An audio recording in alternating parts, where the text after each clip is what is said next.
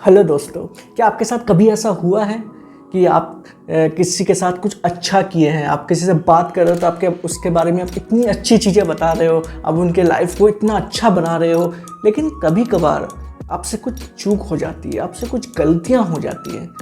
तो क्या उसको वो सुनाते नहीं है बाद में, जब आप भी कोई छोटी मोटी गड़बड़ करते हो? तो ऐसा होता नहीं है। तो क्या ये सही है? ये जरा सोचिए, कोई ज़िंदगी भर आपकी एक गलती को ही बार बार आपको दोहराता रहेगा पूरा लाइफ टाइम, और आप जो हजार अच्छी चीज़ किए होंगे वो साइड कर देगा। तो हमें इस चीज़ पर ध्यान नहीं देना चाहिए कि कौन क्या गलती कर रहा है। मतलब छोटा मोटा गलती इट्स एक्सेप्टेबल, पर वो जो हजार अच्छी चीज़ें किए हैं वो हम भूल कैसे जाते हैं। हमें अंदर तक बहुत चोट पहुंचाता है। आप फील करोगे उस चीज़ को बाद में कि कैसा लगता है अगर आप किसी के साथ इतना अच्छा करने के बाद भी आपको वो चीज़ बताए कि आपने 2 साल पहले क्या गलत किया था। तो मैं देवजीत रॉय, मैं आपको एक अच्छी सी प्यारी सी स्टोरी बताना चाहता हूँ, जिससे आपको पता लगेगा कि कैसे हम जो कठिनाई वाली चीज़ है, जो लगता है ना कि जो ख़राब चीज़ है, वो हम कैसे दिल तक नहीं पहुंचाने देना चाहिए, और जो हमारे साथ अच्छा करता है उसको दिल तक उतारना चाहिए।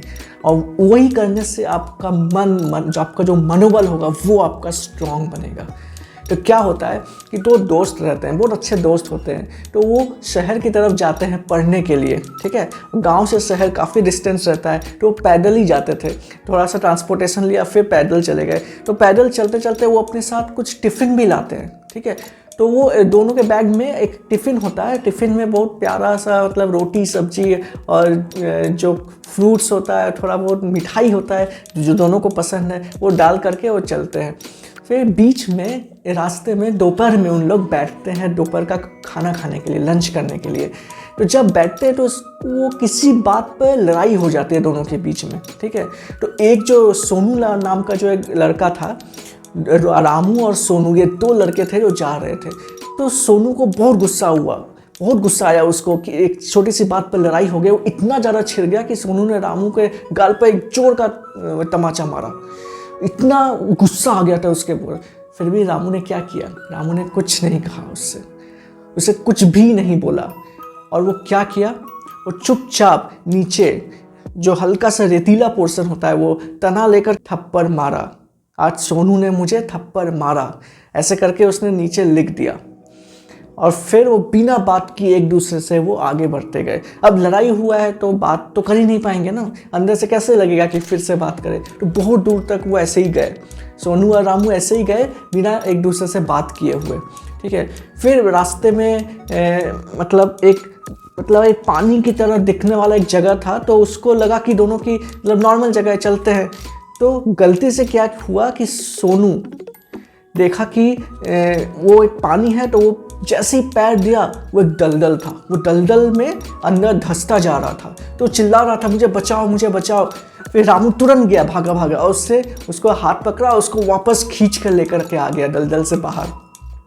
तो ये देख करके सोनू ने कहा थैंक यू सो मच, और उसके बाद कुछ नहीं बोला। और फिर जा कर के क्या किया, पत्थर से जो पेड़ होता है ना, पेड़ के तने में लिख दिया, बिल्कुल पूरा रगड़ करके पूरा दबा कर लिखा था कि आज सोनू ने मेरी मदद की, आज मेरी जान सोनू ने बचाई, ऐसे करके लिख दिया। तो सोनू से इससे रहा नहीं गया। जब वो देख रहा था तो उससे जा कर के पूछा कि रामू तुम ऐसा क्यों कर रहे हो?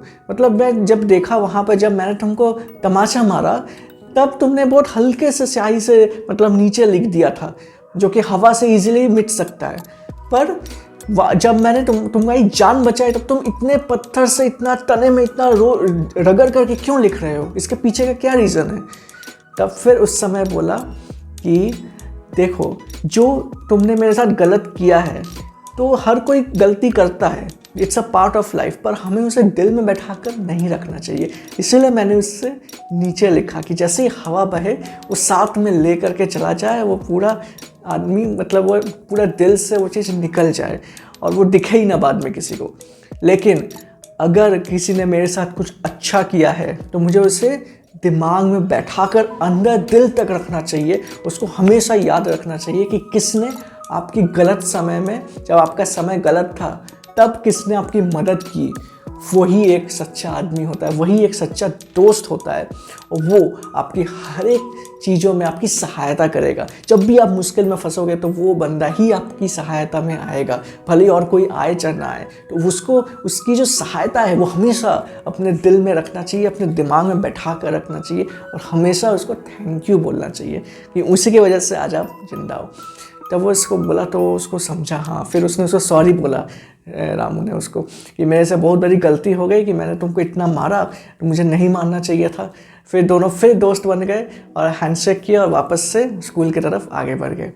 तो ये इस स्टोरी से मैं आपको बस ये बताना चाह रहा था कि कोई भी आपको कुछ भी बोले, ठीक है ना, उसको पहले समझिए कि उसका कंसर्न क्या है। हो सकता है कुछ मतलब प्रॉब्लम में हो तब ऐसे बोल रहा हो सकता है पास्ट में कुछ ऐसा हुआ हो, तो उनके 100 अच्छाइयों पर फोकस कीजिए कि उन्होंने आपके साथ कुछ अच्छा तो किया है, थोड़ा बहुत कुछ अच्छी बातें तो बोली है। लेकिन हम लोग वो चीज़ भूल जाते हैं और हम गलत समय पर वो चीज़ याद कराते हैं उन्हें जो एक आध बार कभी उसने कुछ गलत बोल दिया था, अनजाने में निकल गया था, और वही चीज़ हम उन्हें याद दिलाते रहते हैं और उन्हें हर्ट करते रहते हैं जाने अनजाने। जो चीज़ एक्चुअल में क्या है, सही है कि गलत है?